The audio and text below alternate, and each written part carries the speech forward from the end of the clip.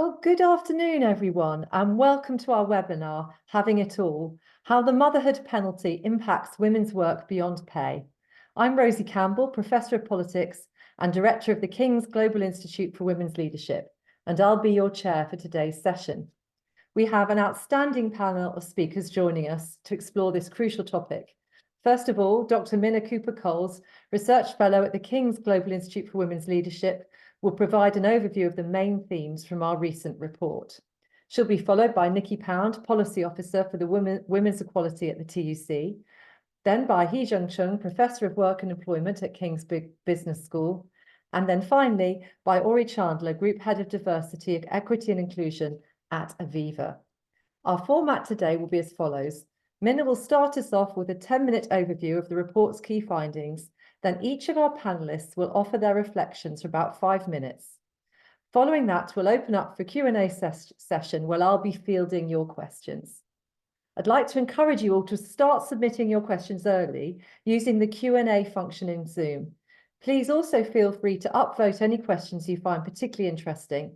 This will help us identify the most popular topics for discussion.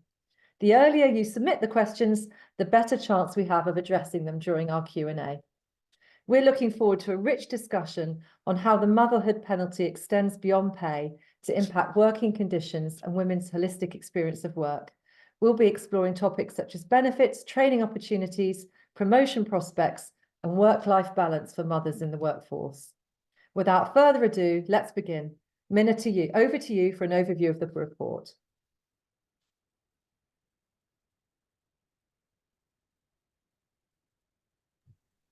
Thank you, Rosie. I'm just sharing my screen now. I hope that's visible. Okay, so thank you very much, everyone, for having me. I'm Minna Cooper-Coles. I'm a research fellow at the Global Institute for Women's Leadership, and I'm presenting research on the motherhood penalty in job quality that's been conducted by my colleagues, Dr. Rose Cook, Laura Jones, and Professor Sarah Connolly. I'd also like to thank the Nuffield Foundation for their funding for this project. So just to introduce the broader subject, the motherhood penalty in pay is one of the major causes of the gender pay gap. The weekly gender earnings gap this year is 25%. So this is still a very big issue. Mothers earn significantly less than women without children of the same age. Significantly less than women without children. And mothers see pay reductions after giving birth, while fathers see an increase in pay. But the research shows that pay is only part of the problem. When women become parents, they also face a motherhood penalty in job quality. So what is job quality? So good work, I'm going to quote here from the Institute for the Future of Work. Good work is more than employment. It is work that promotes dignity, autonomy, and equality, work that has fair pay and conditions, work where people are properly supported to develop their talents and have a sense of community. So job quality encompasses all kinds of things, from pay and promotions, having a salary, bonuses, annual pay increases, and chances of promotion. Also benefits and security, having a permanent contract, having a pension, having good relationships with managers and colleagues, having autonomy over your work, having working at a skill level that's appropriate to you. Also having flexibility, so that you can make doctor's appointments perhaps, or have in a kind of informal flexibility or formal flexibility, so part-time hours, location flexibility, and some kind of autonomy over the hours you work. These are all parts of what we're going to be looking at today. There's another aspect which we haven't really included because it's not in the surveys, which is looking at health and safety. But yeah, we're going to be looking at all of this today, and the motherhood penalty in job quality. So the research is based on focus groups, but also on analysis of survey data. And it's looking at various different research questions, looking into the motherhood penalty and the difference between men and women in terms of job quality and the causes of this. Just to kind of skip through that a little bit. So just to kind of set out at the start that mothers and fathers have similar job preferences. It's not that mothers want to have different kinds of jobs in particular, or in terms of wanting to work less or anything else. They prioritize security, they prioritize using their abilities, for example. The only difference which we found here is that mothers have prioritized more the enjoyment of work, which I just thought was a bit interesting. So what then are the differences between mothers and fathers? So mothers work fewer paid hours. So 72% of people who work part-time are women. This is from the Women's Budget Group data, which just come out. And as you can see, that the age of the youngest child is a major determinant of whether women are working part-time. It increases when the youngest child is 3 to 4, over 40% of mothers are working part-time, while only about 7% of fathers are working part-time.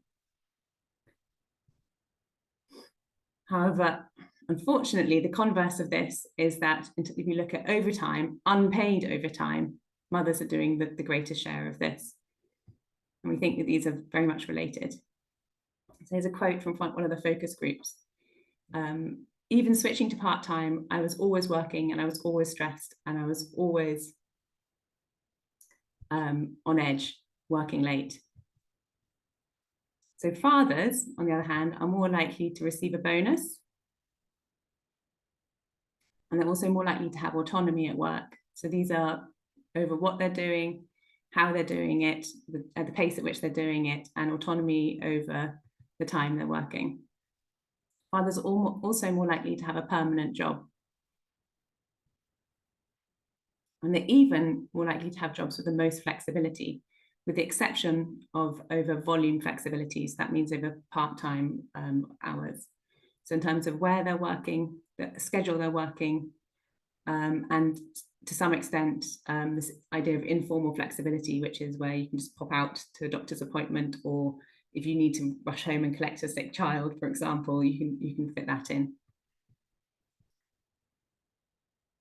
So another section of our research, well, of my colleagues' research, was looking at these 6 job quality types.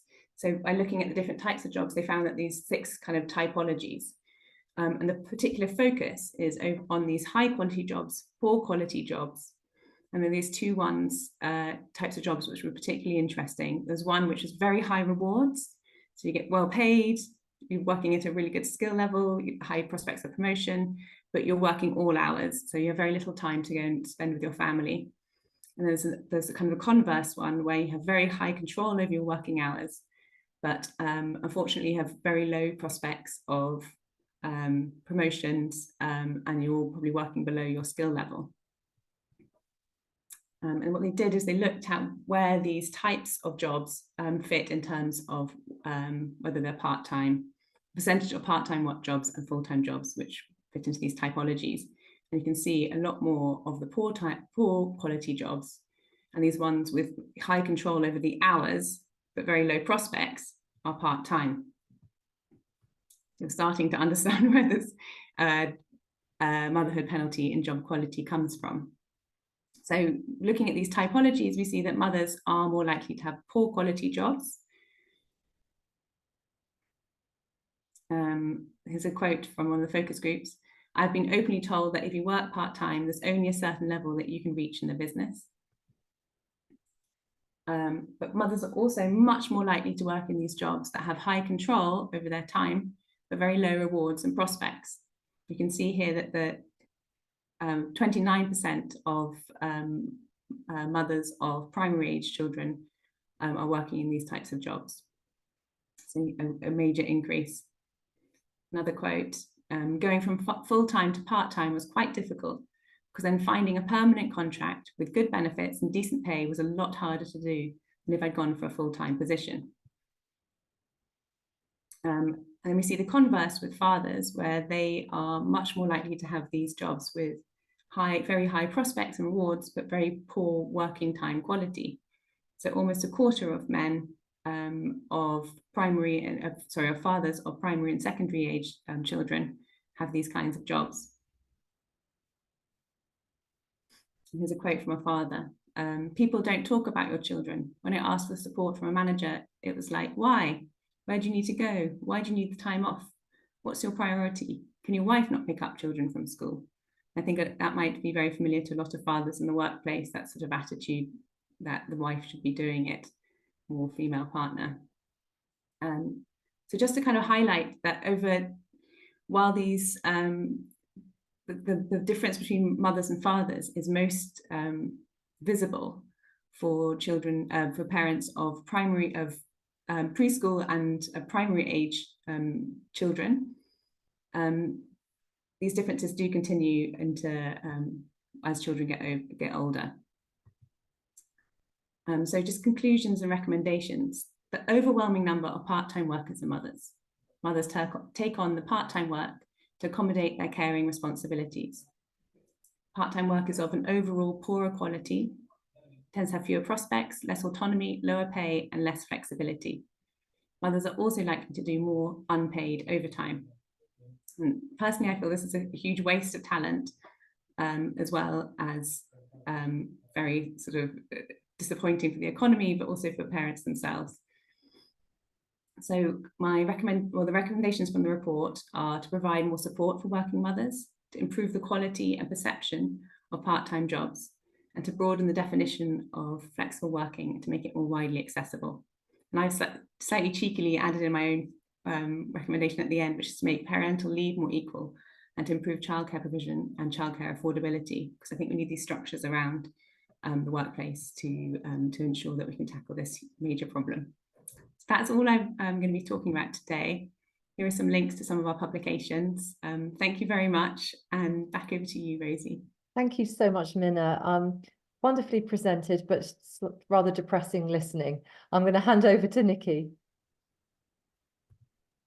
Right, thank you so much, and thank you for that presentation and for the report. It's really interesting, and I'm really pleased to see like a kind of discussion about the motherhood penalty that is about the type of job and the quality, not just the pay, although we do know that is hugely a huge impact as well, but really great to see this report.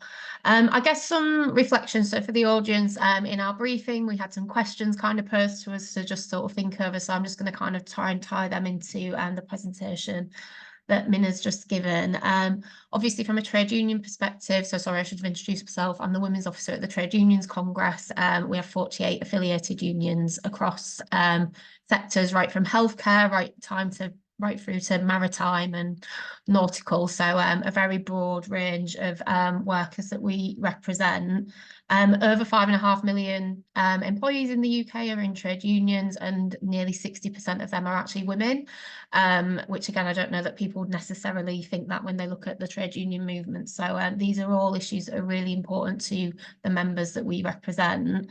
In terms of, I guess, thinking about some of the things that we've been campaigning for that we think could really help in terms of changing the culture and tackling the kind of motherhood penalty, I think particularly in terms of flexible working. And I know we've worked really closely, my colleague Alice has, with Hugh Jung, who you're going to hear from, around flexible working and what can we do to kind of get better flexible working in the workplace. And as you've just seen in the presentation, a broader definition of what flexible working is. I think it's, you know, there's a bit of a box of it's part-time work, or it's working from home, or having that flexibility, and location is really important. But flexible working can also be job sharing.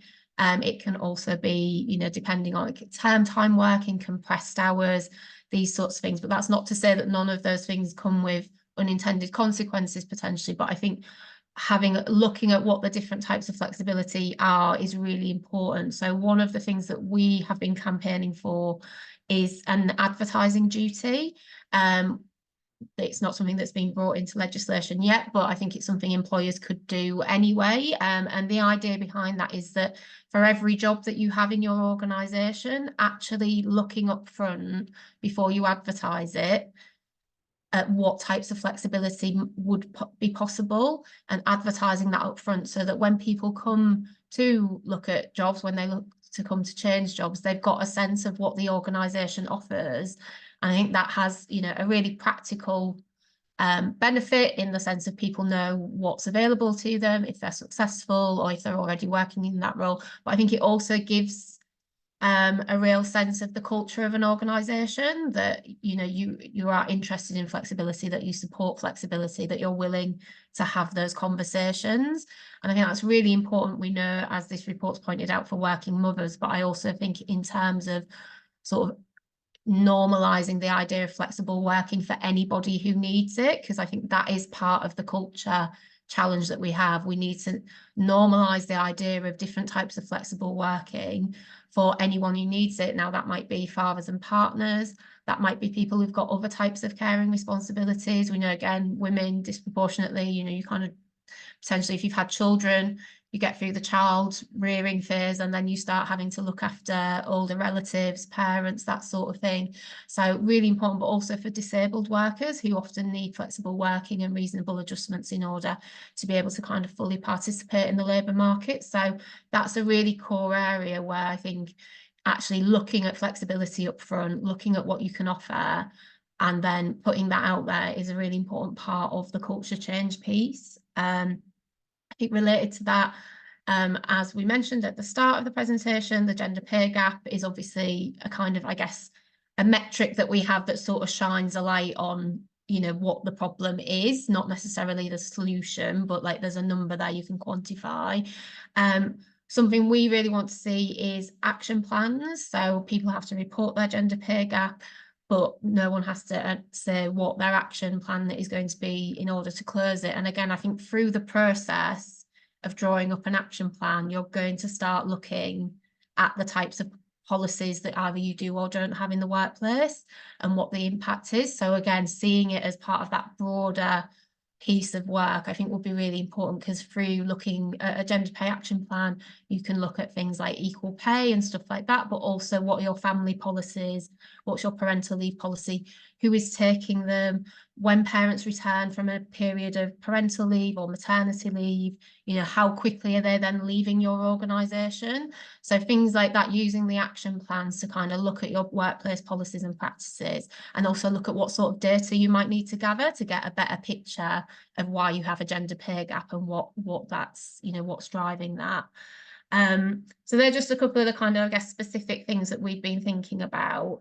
I think, again, to Minna's point right at the end, in terms of the sort of broader policy recommendations for government and for all of us to kind of get behind, I do think we have to see this as like a big holistic picture. It's not going to be just flexible working. It's not going to be just reforming parental leave or childcare. Like, they all interact with each other, and they all either limit or give people choices about how they manage their work-life balance. And so I think, as much as, we've all got specific campaigns on different areas, we do need to see it, I think, as one big jigsaw puzzle that needs to kind of work in tandem. So it is really important that we do invest in childcare and early years. It is really important that we have really good parental leave entitlements, both statutory and anything enhanced that we might have in the workplace, as well as carers' rights and flexible working. I don't think there's one policy that's going to be the silver bullet. And then just to also kind of touch on something that really stood out for me when I read the report, but also in the presentation, was the kind of the actual focus group comments and the comments from, mothers and fathers in the workplace. And I think something that would be something for us all to be vigilant of and to look at, and might be a source of future research, is also in terms of the autonomy, but also the scrutiny that parents often, and particularly mothers, face in the workplace. And I think that sense of not having autonomy over your sort of how you work and when you work, obviously is a huge issue for job quality, and it's particularly for mothers. But I think coupled with that, now we are seeing increasing use of AI, for example, in how people are managed at work. And I think that potentially opens up quite a lot of potential, there's opportunities there, but there's also potential risk actually around, well, who are the people who already feel like they lack autonomy and power in the workplace, who already feel like they might be over scrutinized in the workplace, and how are those tools being used either to kind of remedy that, which would be really positive, but also they could be used conversely to kind of undermine people's working experiences, and particularly mothers. And again, I think just to sort of touch back on the kind of advertising duty and reviewing the job quality the types of flexibility you can offer. I think as part of that, you also need to then be able to link that to career progression. And, you know, it's not just about getting the job, but then what are people's options to progress? But again, I think if you review the jobs you have, the types of flexibility you can offer, and then how do you make sure progression opportunities such as training, such as keep in touch days, crossover days, if it's a job share, like all of those things are really important, practical things that we would like to see employers kind of consider when they're looking at how to make workplaces better for mothers. Thank you so much, Nikki. And I could see particularly Minna nodding along when you mentioned action plans for gender pay gap reporting, because Minna authored a report funded by the UN Foundation comparing gender pay gap reporting regimes around the world and coming up with recommendations for the next stage. And that's high on the list. We'll share that in the chat. Thank you so much, Nikki. So over to you, Hijong. Yeah. Oh, thank you. So yeah, I think really Nikki did a lot, but let me just kind of go back and let's just really talk about what this report has said.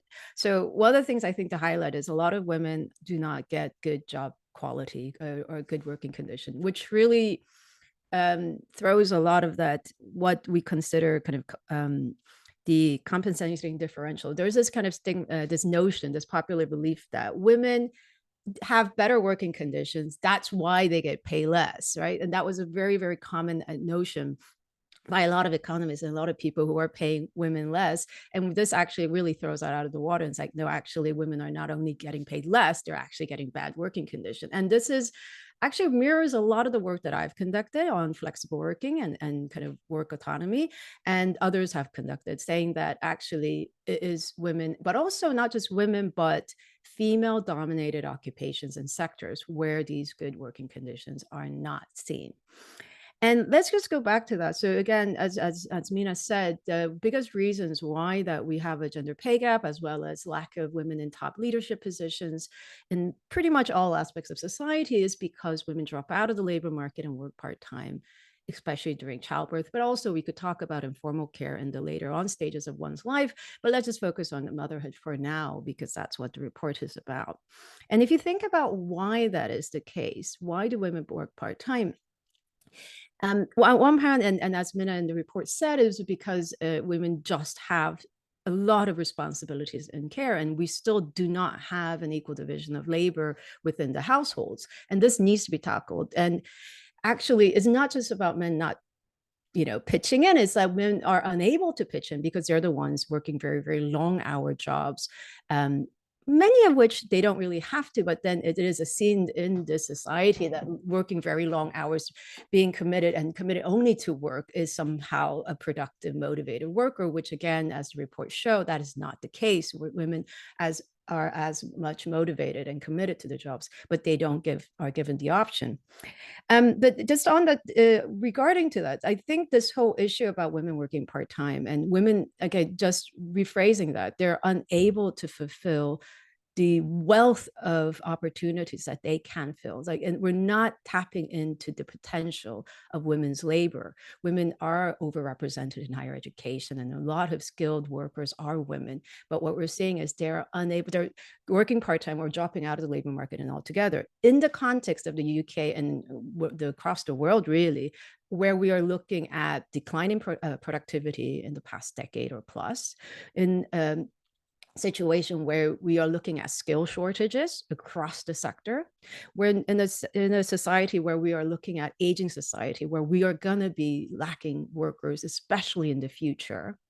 This is a huge problem, not for gender equality, but just for the economy as a whole, including a very sustainable economy. So we really need to get a way in which that women are not only able to participate, but thrive. And as Mina said, and as Nikki has also repeated, that one of the reasons for it is just that giving women control over when, where, and how they work could really remediate this. And this has been done by studies of mine and others as well, but they are not getting that kind of arrangements. And the reason for it is because we still have this very gendered bias that women are not committed and they cannot be trusted to have their autonomy over these work. And that is the reason, not because they do. And actually, can I just remind everyone, based on scientific evidence, we see that not only are part-time women working extra unpaid hours, overtime hours, they're actually more productive per hour as well. So you see a lot of women actually taking up part-time jobs where doing their full-time load in shorter amount of time. But let's kind of go put that aside.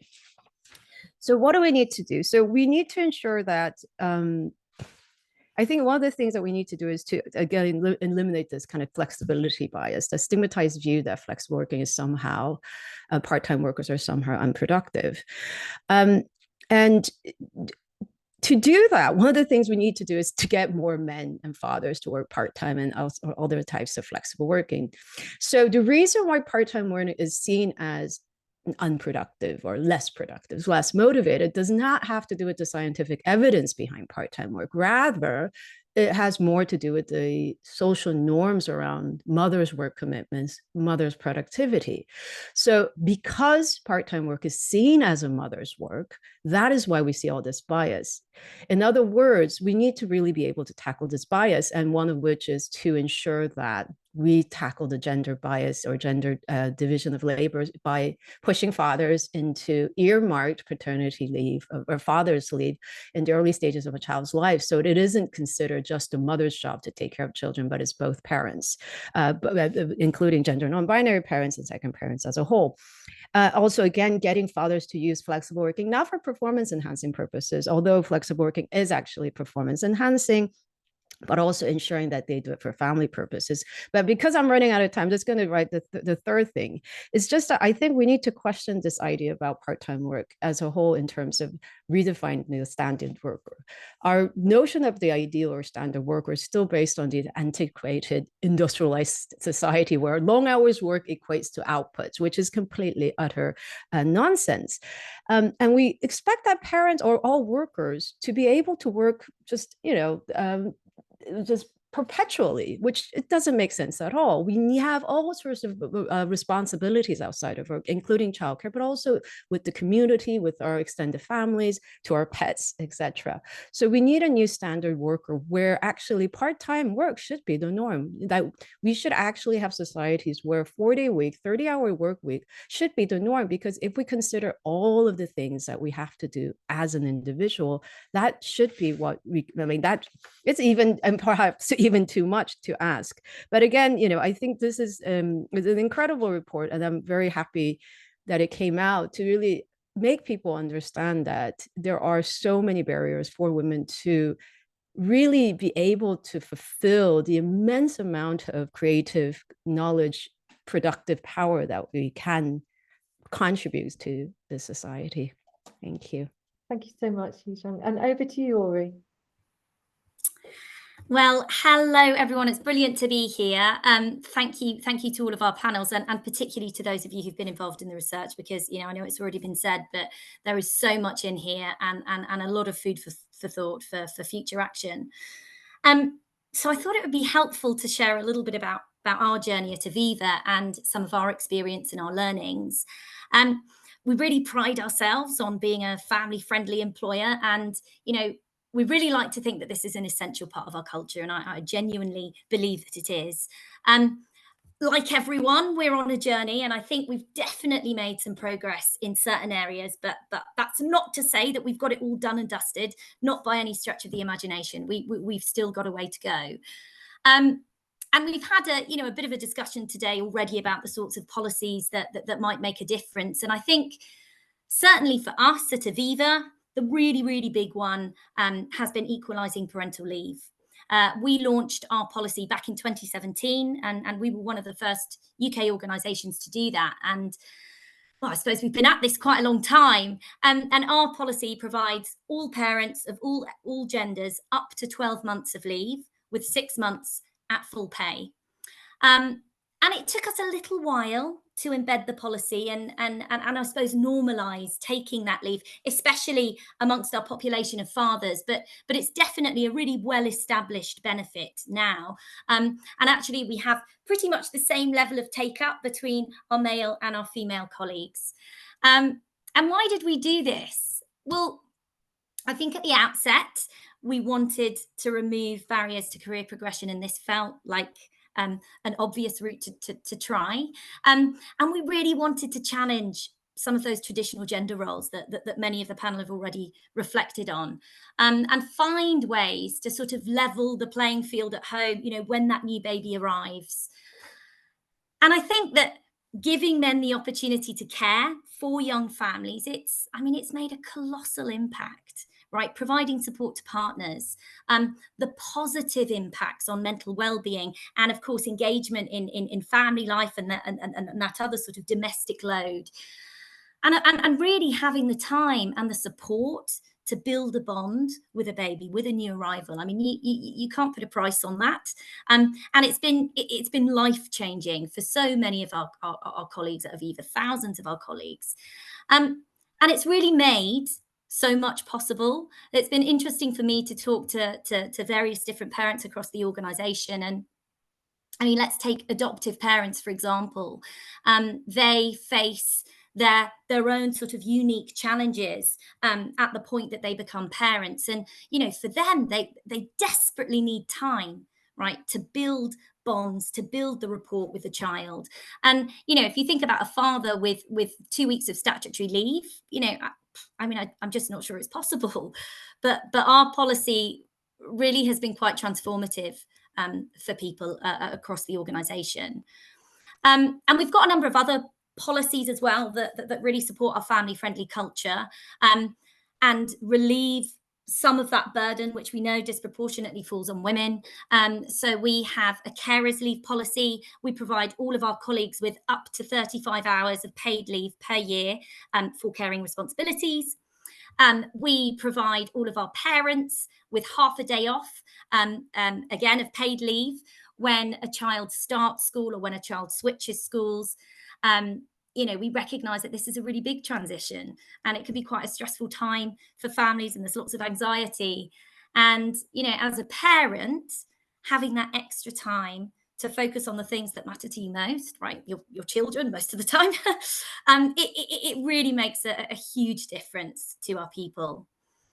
And, you know, just on that sort of normalizing flexibility, we've tried to bake this in as a sort of standard and promote flexible working, part-time working, job shares, sort of across all of our roles. So almost every role that we recruit for has that sort of upfront as something that can be requested. So I think, look, we've had some successes, and that's had a fantastic impact, I'd say, from a sort of a retention and an engagement perspective, and it's certainly enriched our culture. But we do have some challenges, and I will share some of these. And I think actually some of the sort of the themes that we've identified really play into some of the trends that have shone through in the report. But from our perspective, so a few years ago, we had some brilliant data scientists in our business who built a machine learning model, a predictive model, to analyze progression trends. And we initially built the model because we wanted to answer the question of whether men and women were progressing at the same rate within Aviva. And when we looked at the data, well, yes, it looked like they were, on the face of it, progressing at the same rate. There wasn't really a difference. However, there were some other factors that have a really, really strong intersection with gender that were significantly impacting progression outcomes. And these, I think, really align with some of the things that have been outlined in this research. So we found a very strong negative correlation with part-time working and progressing. So our part-time workers weren't progressing. And when we initially ran this, 15% of our UK workforce work part-time. They still do. It's still about 15%. But this group is overwhelmingly made up of women. When we first ran it, I think about 93% of our part-time workforce were women. Now it's about 86%. So although the proportion of male part-timers has increased, the group is obviously disproportionately women. We also found a very strong positive correlation with exceeding goals in performance reviews and being promoted. And I think that it feels like quite a logical conclusion. Those people who are exceeding within their performance reviews, exceeding goals, are likely to be the ones who are progressing. But there was a very strong negative correlation between working part-time and exceeding goals, right? So our part-timers weren't exceeding goals in performance reviews and weren't progressing. And I think the other really significant trend that we found was that there was a negative correlation, quite a significant negative correlation between taking periods of parental leave and progressing. And the longer the leave, the more the significant the negative impact. Now, I've mentioned our equal parental leave policy, of which we're very proud. But whilst we have managed to balance the uptake between men and women, there is an imbalance in the time that people are taking off. So what we see is that men are typically taking 6 months off, whereas women are taking closer to sort of, I don't know, 9 months, 12 months. And when we looked at the figures this year, we looked at the relative negative influence that taking 6 months out would have on your sort of predictive progression outcomes versus 12 months. And believe it or not, taking 6 months out of the business made no discernible difference really to predicted progression outcomes. Whereas taking 12 months had a significant negative influence. So again, it's the returning mums, the women that are disproportionately negatively affected. And over the last few years, we've managed to reduce that overall negative influence associated with longer periods of leave. But what continues to be one of the most significant drivers is this part-time versus full-time dynamic. And actually what we have found is that the strongest negative influence comes if you start with a full-time contract and you move to part-time. So if you're making that shift, it has a large negative impact on the likelihood of progressing. And so I think, from our perspective, we are facing continued questions, particularly around sort of job design. With that shift from full to a part-time contracts, are workloads being redesigned in a sustainable way? And what about perceptions of performance? Are managers adjusting their expectations of outputs sort of commensurate to contracted hours? And we've done quite a lot of engagement across our part-time workforce, and we've got all sorts of sort of qualitative and quantitative insights. What has been interesting is that of our part-time workforce, about 40% of our colleagues weren't looking to progress. But I think, what that begs the question of is that we've got this 60% of this group are potentially untapped talent, and actually thinking about how we can support career progression for this group is a really, really big priority. Nikki mentioned job shares. We think this could be a way to make some of these sorts of roles much more sustainable and therefore improve progression outcomes. And one of the things we've launched recently this year is a job matching tool, which is designed to sort of accelerate the uptake of job shares. It's a bit like a sort of a dating website, I suppose. But I think we have quite a lot more work to do with our manager population to help them think sort of proactively about this sort of thing. I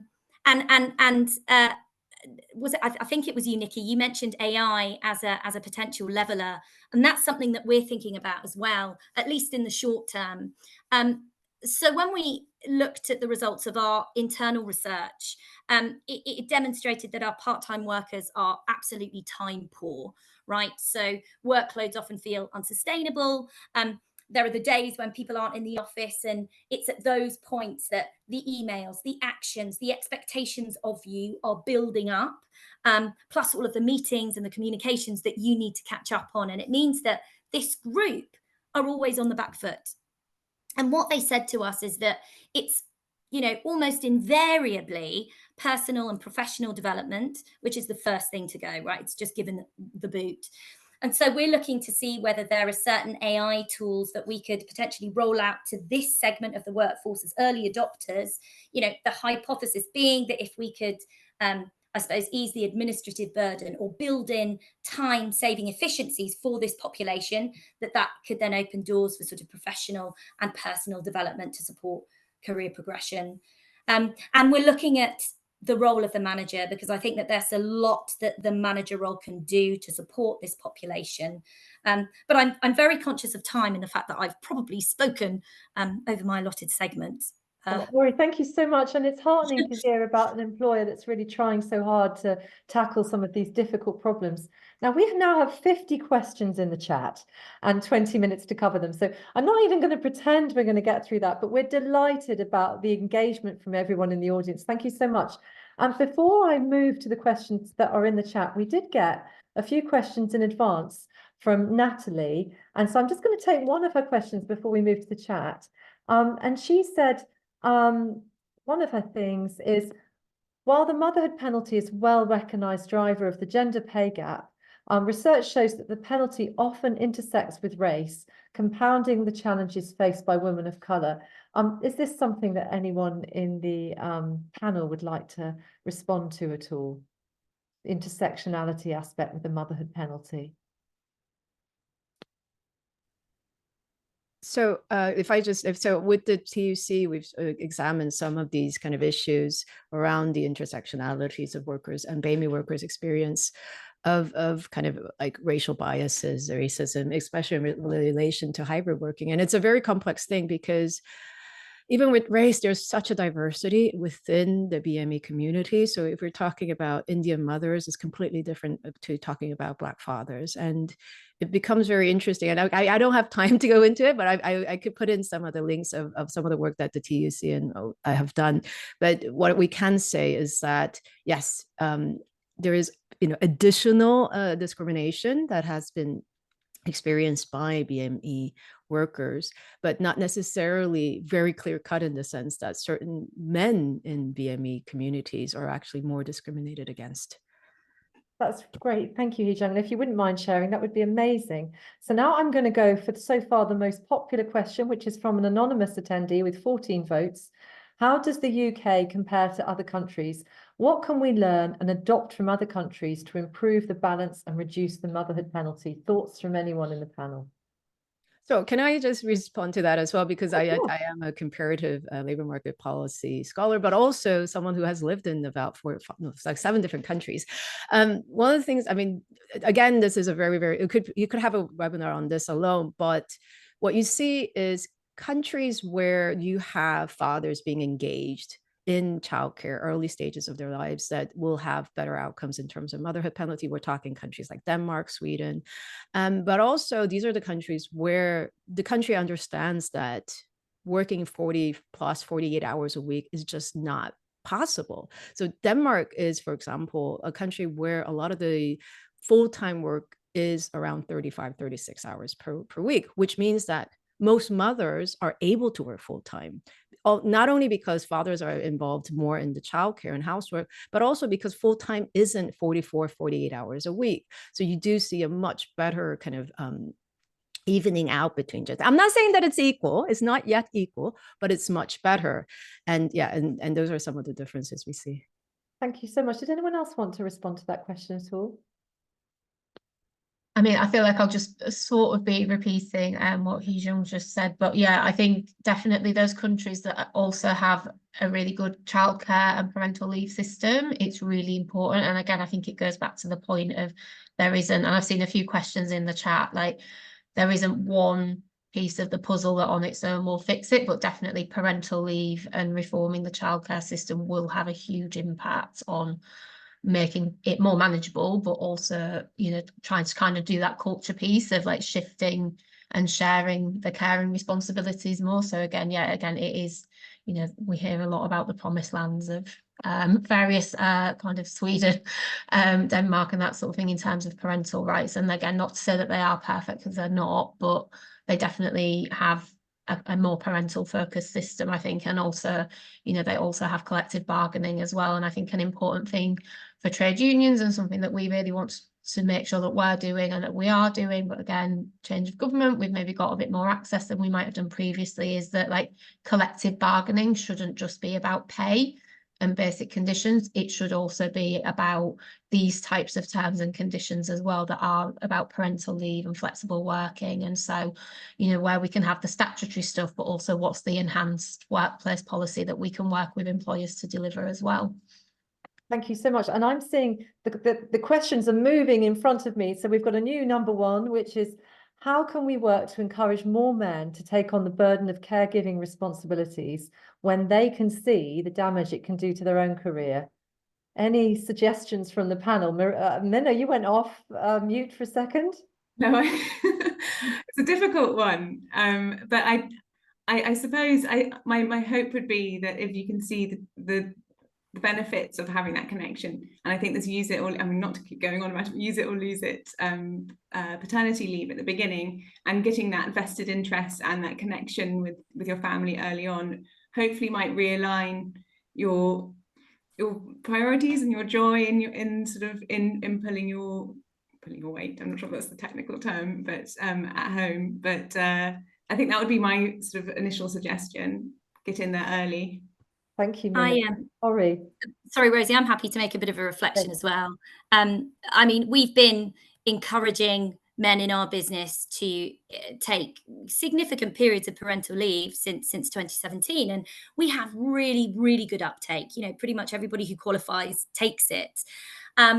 And, you know, speaking to the people who've been on that journey, sometimes, you know, more than once, we have fathers who've been on parental leave more than once, they wouldn't change it for anything, you know, and I think it is so transformative for them, and it builds so much awareness and instills an awareness about caring responsibilities, the domestic load that otherwise they may have been blissfully unaware. And they say, my goodness, do you know what, the day job? Yeah, it's easier. In a way, I'm looking forward to getting back to it. No, they don't always say that.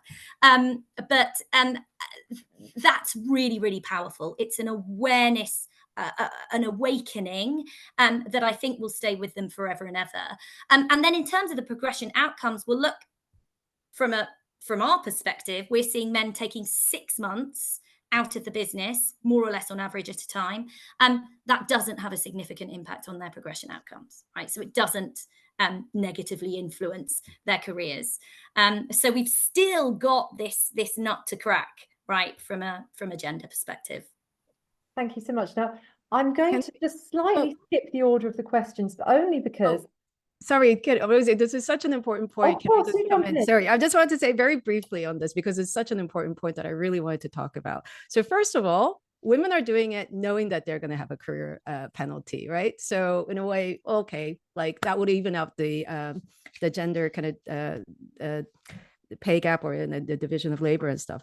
The other thing is, I just wanted to say, and this is what Ori just said, but just kind of putting it in more scientific terms, the more men do it, more fathers take up these policies, flexible working for care purposes, shared leave, anything, the stigmatized views around these policies reduce. And we've done this using experimental data that the more people do it, more men do it, stigmatized view reduced from across managers, right? So do it, even if you're afraid of it, because the way you do it, if men take it up, the more men take it up, it will actually not result in career penalties, as already said.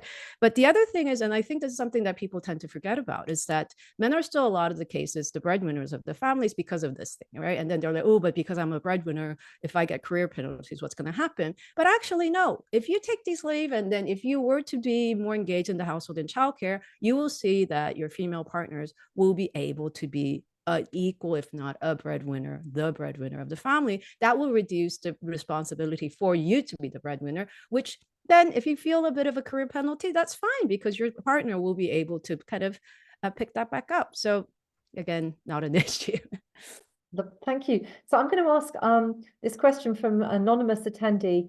How is the research being used to make changes in the UK job market? Well, at the Global Institute for Women's Leadership, our goal is to do research that's relevant to our partners externally, that, you know, people who are actually making change happen. So I wonder if Ori and Nikki have got thoughts about how the research can impact on the UK job market.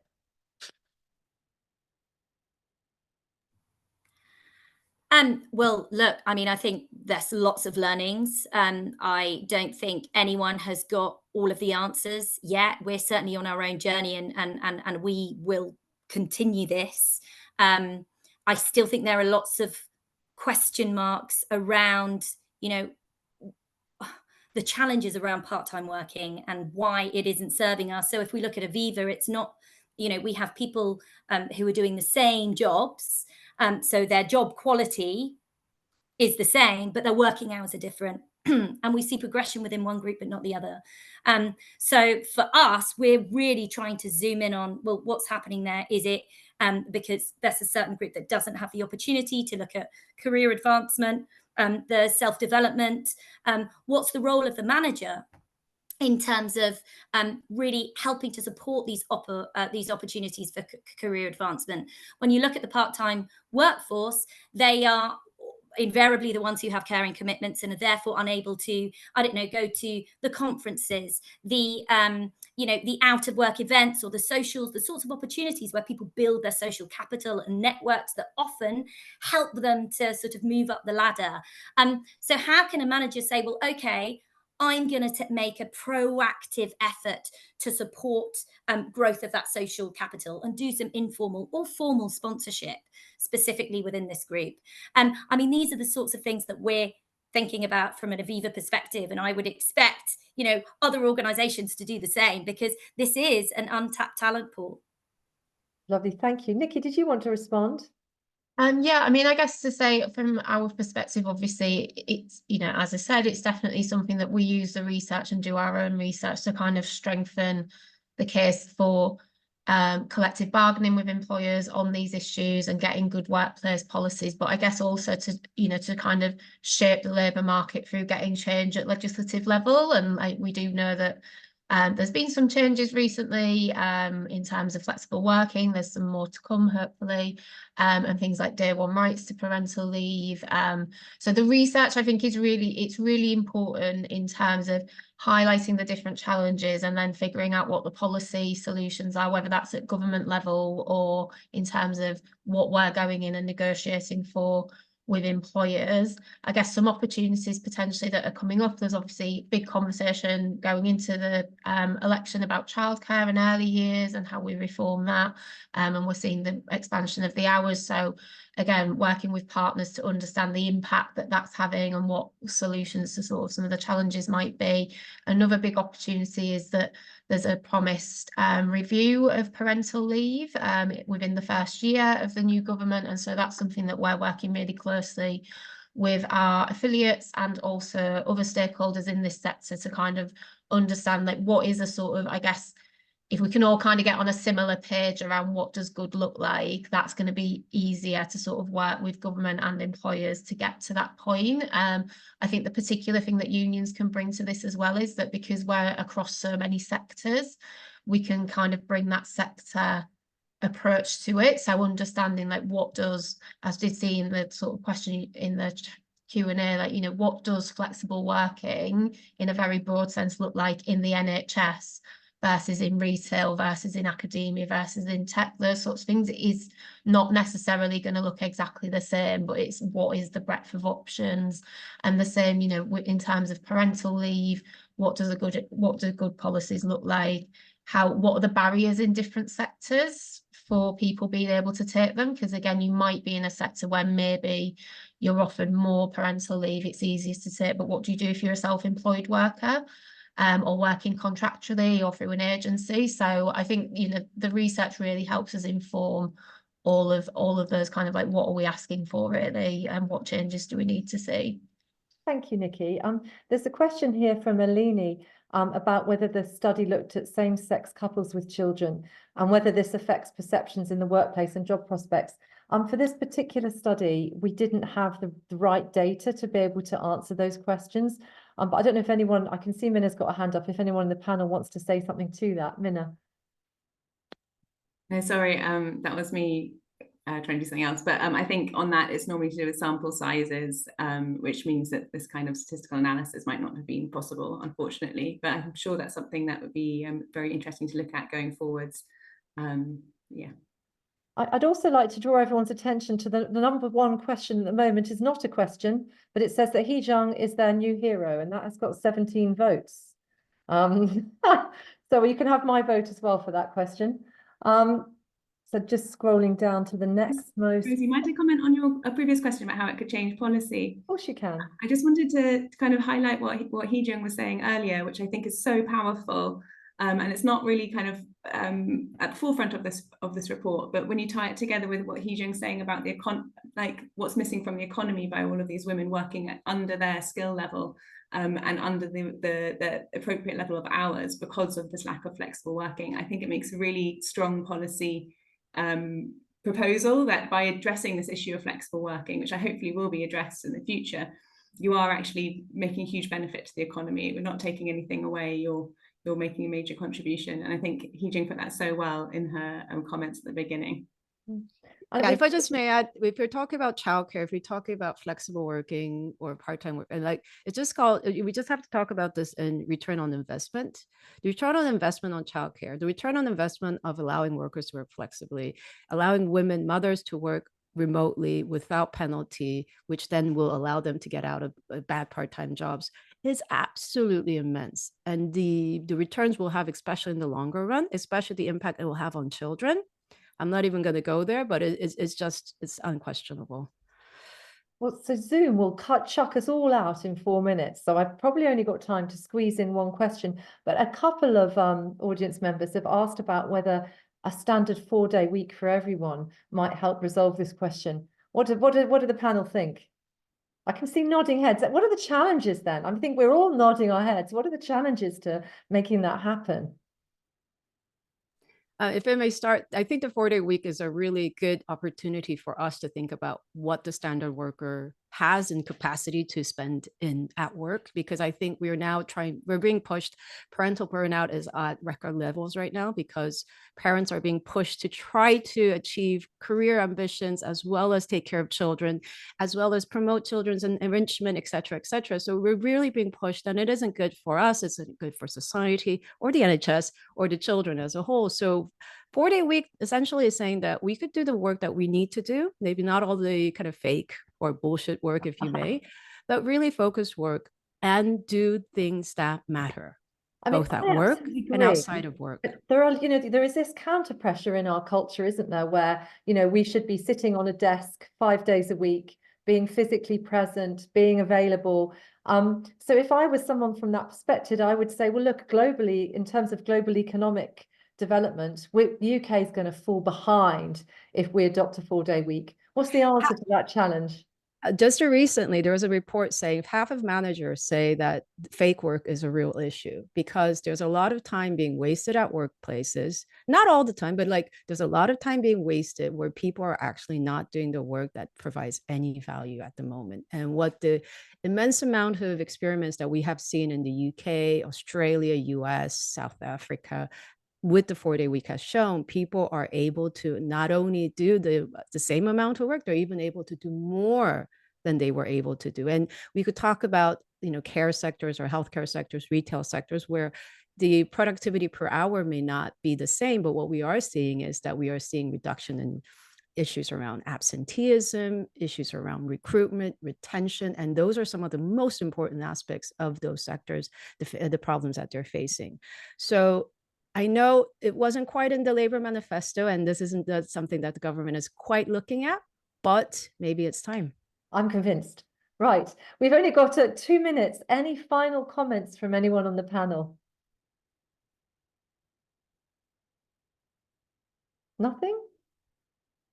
Well, I mean, we have 74 unanswered questions in the chat. So we've had an incredibly engaged audience. Nikki, you were going to say something brief. I was just going to say the last time we looked at the gender pay gap, it was going to take, on average, obviously because it's different in different sectors, it's going to take about 20 years at current rates to close it. So very much these conversations are so important because I do not want it to take 20 years or more in some sectors to tackle those issues. So of course, it's not inevitable that it will progress at all. Well, no, absolutely, it could go backward. I mean, we don't know, it could stall. It sort of, kind of has a bit. So, definitely it's really important, these conversations and this research. Well, thank you, wonderful panel. You're all my heroes. And thank you to the audience for being such an engaged audience. I'm sorry we didn't get to all your questions, but we're delighted by your enthusiasm. Let's all work together to try and bring that 20 years down. Take care, everybody. Lovely to see you. Thank you. Thank you.